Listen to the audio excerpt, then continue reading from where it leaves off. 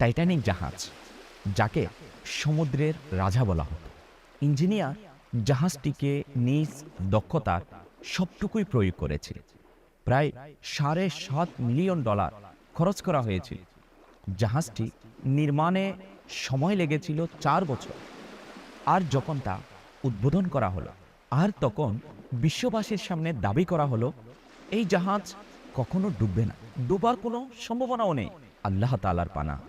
টাইটানিকের মালিকের ভাষ্য এমন ছিল যে এই টাইটানিককে নূহ আলাইহিস সালামের যুগের তুফানও ডুবাতে পারবে না। নাউজুবিল্লাহ। যা ছিল নিতান্তই অহংকার। এরপর কি হল? বহু বছর ধরে নির্মাণের পর জমকালো উদ্বোধনী অনুষ্ঠান হলো। অতঃপর জাহাজটি ভ্রমণের উদ্দেশ্যে যাত্রা করল। চতুর্থ কি পঞ্চম দিন ছিল।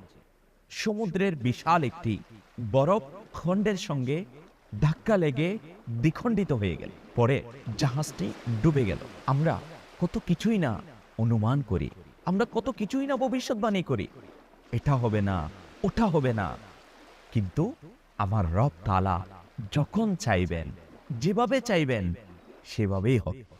মনে রাখবেন, ফলাফলের মালিক একমাত্র আল্লাহ তাআলা। আমরা তো কুরআনুল কারীমের মধ্যে পড়েছি, আল্লাহ পাক প্রতিদান দিবসের মালিক। আমাদের এই বিষয়ে কখনো বড় বড় কথা বলা উচিত নয়। প্রিয় ইসলামী ভাইয়েরা, এমন অনেক বিষয়াদি সম্পর্কে আমরা কিতাবাদির মাধ্যমে জানতে পারি। মানুষ যতই পরিকল্পনা করুক, যেমনই করুক, আমার রবের পরিকল্পনা অতি সূক্ষ্ম এবং গোপন।